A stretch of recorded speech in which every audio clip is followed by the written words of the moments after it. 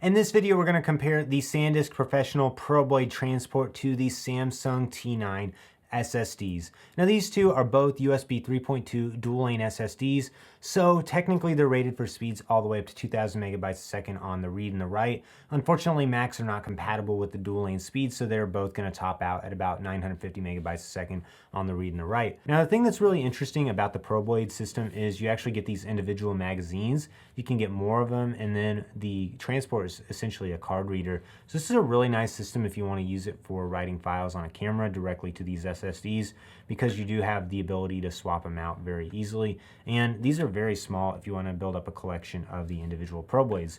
You can also always buy the ProBlade station later on if you want to have a way to read 4 of them at once. If you want to collect a bunch of these portable SSDs by Samsung, then you're going to be having to use a USB hub to connect them all to your computer.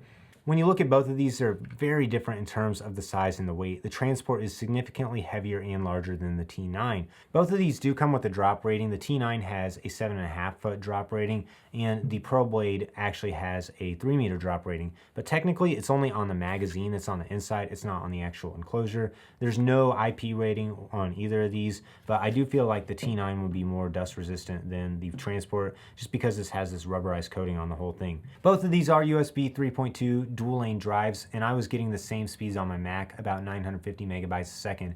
Now, if you're using these on a computer that supports the dual lane standards, you are going to be able to hit speeds all the way up to 2000 megabytes a second on both the read and the write. When I did extended runtime tests with both of these, I did find that the ProBlade was a little bit more reliable. It seemed like it did a better job at keeping the drive cooler, and it wasn't going to bog down as much when I was doing large file transfers.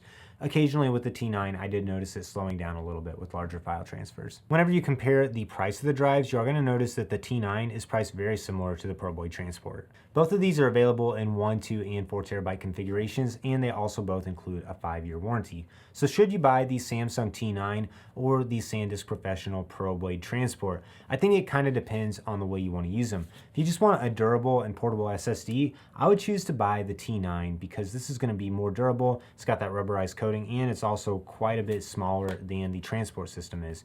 But if you want to build out a system of drives, have a ton of these, or if you're writing from a camera and you want to be able to swap out one drive for another very easily, then the transport system is a very attractive option because you can buy the station later on. You can get faster speeds because that uses Thunderbolt. But if you want a smaller drive for writing files to take up less space on your rig, or if you're using an iPhone, you'll probably want to buy the T9 because this is significantly smaller and lighter. If you want to buy either of these, I do have links in the description below. Like this video, subscribe to my channel so you don't miss out on any upcoming content. And if you have any questions about either of these drives, leave a comment down below. I'll do my best to answer them.